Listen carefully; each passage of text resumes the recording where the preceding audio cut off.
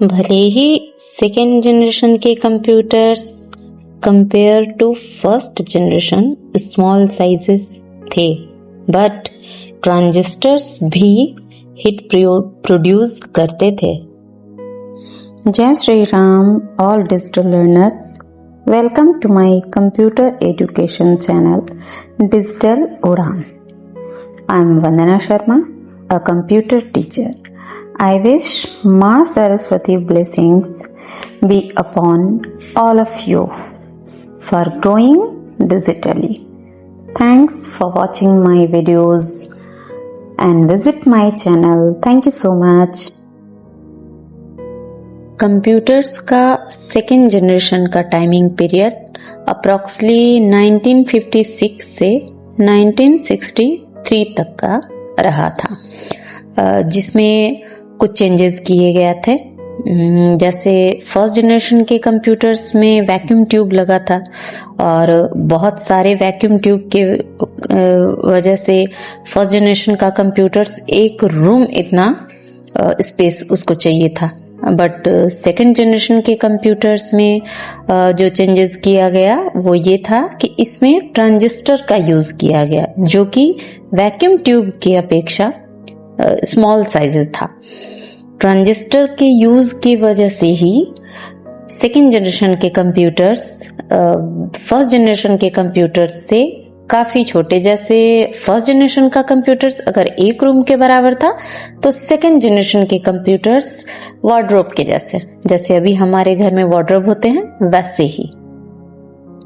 Size में small होने के कारण इसको स्पेस भी कम ही चाहिए था। फर्स्ट जनरेशन इतना तो नहीं चाहिए था और इसका वजन भी कम हुआ। इसका वजन 1000 किलोग्राम से थोड़ा अधिक था, बट कहाँ कम, ये फर्स्ट जनरेशन के कंप्यूटर्स थे, इतने हेवी साइजेस, ह्यूज साइजेस, और इसका तो कम ही है। और इसका अप्रॉक्सिमेटली 27 टन वेट था।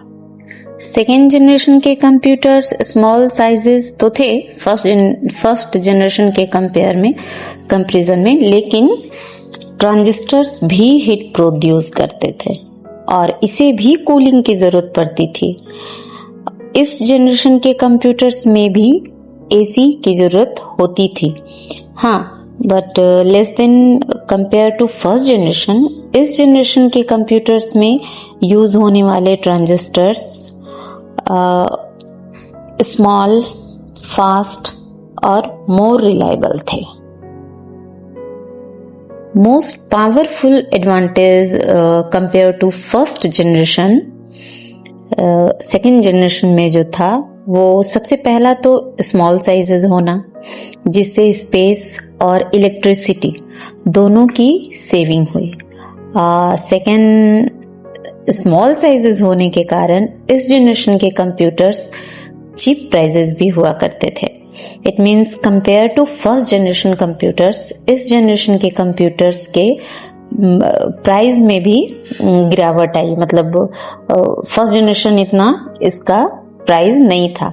और मोस्ट इम्पॉर्टेंट, इसकी कैलकुलेशन स्पीड माइक्रो सेकेंड में थी, एंड वो भी एक्यूरेसी के साथ, इसलिए ये ज्यादा रिलायबल थे।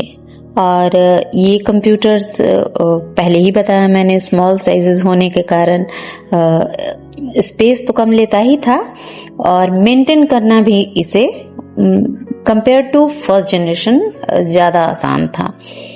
और इस जनरेशन के कंप्यूटर्स में इनपुट के लिए punch card, paper tape, console typewriter keyboard के फॉर्म में, और मैग्नेटिक टेप जिसका यूज स्टोरेज के लिए भी किया जाता था। एंड आउटपुट के लिए लाइन प्रिंटर और मैग्नेटिक टेप, यानी कि मैग्नेटिक टेप का यूज स्टोरेज एंड आउटपुट दोनों के लिए यूज किया जाता था। और आउटपुट के लिए डिस्क का भी यूज किया जाता था।